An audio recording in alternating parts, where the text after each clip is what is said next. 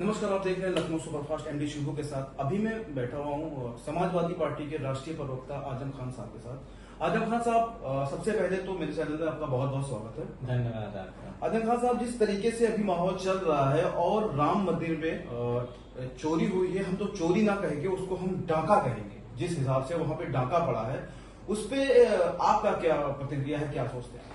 देखिए, डाका सिर्फ आप और आपका चैनल ही नहीं कह रहा है, डाका निपेन मिश्रा जी कह रहे हैं, जो कि वहाँ के चेयरमैन हैं, अध्यक्ष हैं पूरे मंदिर निर्माण समिति के। तो इसलिए डाका तो पड़ा है, इसमें कोई दो राय नहीं है। लेकिन जो डाका पड़ा है, उस डाका को उत्तर प्रदेश सरकार कहीं न कहीं लीपापोती करने की कोशिश कर रही है। इसीलिए उन्होंने एसआईटी बनाया है।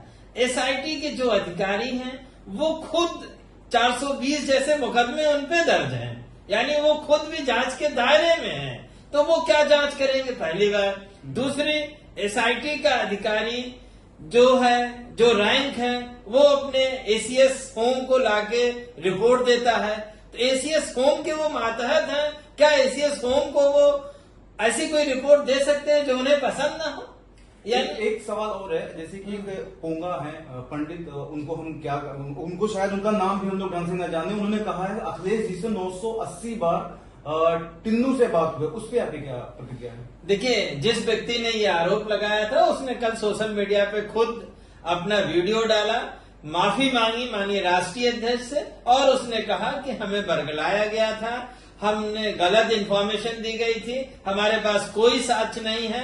मैं माननीय राष्ट्रीय अध्यक्ष अखिलेश यादव जी से माफी मांगता हूं कि हमने उन्हें दुख पहुंचाया, वो हमें माफ कर दें। तो इस तरह से आरएसएस प्रोपगंडा फैलाती है, वीएचपी प्रोपगंडा फैलाती है, और बीजेपी उस प्रोपगंडे के जो उनका डिजिटल मीडिया है, यानी जो उनकी सोशल मीडिया है, उन प्रोपगंडा को बिल्कुल एक्सट्रीम लेवल पे ले जाते हैं। वही उनका काम है, क्योंकि वो जानते हैं वो प्रोपगंडा से ही जीत सकते हैं। बुनियादी मुद्दों पे उन्होंने उत्तर प्रदेश में कोई काम नहीं किया। आज भी लोग बेरोजगार घूम रहे हैं, बेरोजगारी चरम पे है, किसान आत्महत्या कर रहा है, उसे उसकी आय की आमदनी नहीं मिल रही है, गरीब गरीब होता जा रहा है, उसे रोजमर्रा की जिंदगी जीने का जो पैसा चाहिए, वो पैसा वो कमा नहीं पा रहा उत्तर प्रदेश में। तो ये कौन सा विकास है कि उत्तर प्रदेश का आम इंसान अपना कमा के अपना खा नहीं पा रहा है? और सरकार कहती है कि हम 16 करोड़ लोगों को अनाज दे रहे हैं, यानी 24 करोड़ आबादी है, 16 करोड़ को अनाज दे रहे हैं, यानी 66%, 2/3 लोग अगर सरकार पे आश्रित हैं, तो इसका मतलब विकास की धज्जियां उड़ चुकी हैं, रोजगार की धज्जियां उड़ चुकी हैं, और जो इंसान है वो मजबूर है कि सरकार से राशन ले। इस पे शायद बहुत सटीक लाइन तो हो रही है कि कितने कमजोर है ये गुब्बारे, जो चंद से हवा में फूल जाते हैं और पहुंचते हैं ऊपर तो अपनी औकात भूल जाते हैं। हाँ, तो वो बिल्कुल सटीक है। एक सवाल और मुझे है कि एक है ये पिंकी चौधरी, जो पिंकी चौधरी बोले हैं कि ये चंदा भी हिंदुओं ने दिया है, और जो है मतलब चंदा भी हिंदुओं का है, मंदिर भी हिंदुओं का है, तो और कोई सवाल क्यों करे? और जबकि मेरे पास जो लोगों ने भेजा है कि मोहम्मद समर गजनवी साहब ने भी उसमें डोनेशन दिया राम मंदिर में, फिर उसके बाद में 90 लाख रुपए का उन्होंने डोनेशन दिया, और अब्दुल कादिर खान साहब है जो उन्होंने 2 करोड़ रुपए का भी उन्होंने डोनेशन दिया है। तो ऐसा तो है नहीं कि मतलब क्या हिंदुओं का है, राम तो सभी के हैं, ऐसा थोड़ी ना कि राम एक ही के हैं, राम तो सभी के हैं। सवाल चंदा किसने दिया, ये सवाल ही वो नहीं है कि मुसलमानों ने दिया कि नहीं दिया, हिंदुओं ने दिया कि नहीं दिया। सवाल ये है कि वो जो चंदा, यानी चंदा ना कह के चढ़ावा, यानी श्रद्धा से दिया गया था, वो चढ़ावा जो आया वो राम मंदिर के बेहतरी के लिए इस्तेमाल होना था, न कि उनके जो संचालक हैं उनकी बेहतरी या उनके शान शौकत के लिए इस्तेमाल होना था। तो उसका गलत उपयोग किया गया, राम मंदिर में इस्तेमाल नहीं किया गया, बल्कि ट्रस्ट और ट्रस्ट से संबंधित जो कर्मचारी हैं उन्होंने अपने व्यक्तिगत उसमें इस्तेमाल किया, या ऊपर अपने आकाओं को, चाहे आरएसएस चीफ तक गया हो, या जो राजनीतिक आका बैठे हैं उत्तर प्रदेश और भारत सरकार में, उनके तक ये चंदा गया हो। ये बेहद शर्म की बात है। जो बात पिंकी चौधरी कह रहे हैं और जो बात सांसद महोदय अनुपम खेर ने भी यही बात कही है। अभी चंपक जी तो अभी भी उनको स्कॉट वगैरह मिला हुआ है, काफी लॉयल ऑस्कर से वो घूमते हैं, तो उनपे अभी तो कोई कार्रवाई हुई नहीं है।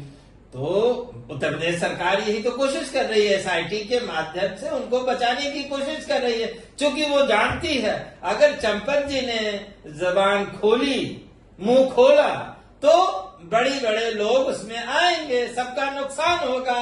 और जो एक उन्होंने गुब्बारा बना रखा है कि बहुत हम हिंदू प्रेमी हैं, हिंदू रक्षक हैं, वो गुब्बारा फूट जाएगा।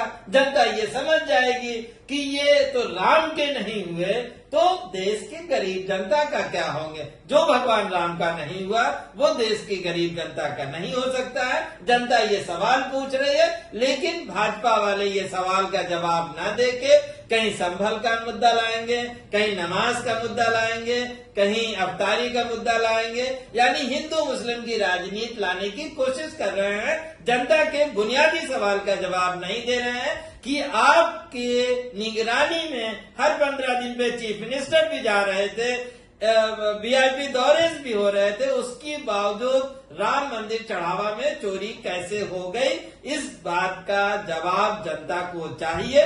जनता 2027 चुनाव का इंतजार कर रही है, वो उनको जवाब देगी और उखाड़ फेंकेगी। एक सवाल और है कि अभी एक काफी गद्दावर नेता, इनको हम कहेंगे बाहुबली नेता ब्रिजभूषण शरण सिंह, उन्होंने भी कह दिया कि हम इस पे अगर कुछ बोल देंगे तो आफत आ जाएगी। ऐसा क्या चीज है, ऐसा कौन सा भय है, कौन सा डर है जो ये बात उन्होंने बोला, जबकि वो बोलने वाला इंसान है, हमेशा बोलते हैं। देखिए, इससे ये समझ में आता है कि ये चंदा चढ़ावा चोरी का जो कनेक्शन है बहुत टॉप लेवल पे है, चाहे वो आरएसएस या बीजेपी का कोई भी हो सकता है। तो इस टॉप लेवल की वजह से जो बड़े लोग हैं वो भी बोलने से बच रहे हैं, जैसे ब्रिजभूषण शरण सिंह हो या तमाम और लोग हैं जो कैमरे पे आने से बच रहे हैं, अनऑफिशियल कह रहे हैं लेकिन कैमरे पे आने से बच रहे हैं, क्योंकि वो जानते हैं ये छोटे लोगों का किया हुआ काम नहीं है, इसमें पूरी टॉप लीडरशिप आरएसएस और बीजेपी की इन्वॉल्व है। बहुत बहुत धन्यवाद राजन साहब, आपने बहुत प्यारी बात रखी है। और देखने की बात अब ये होगी, एसआईटी जांच होनी है, एसआईटी जांच पे आगे क्या होता है। देखते रहिए लखनऊ सुपरफास्ट एनडीसी बुक।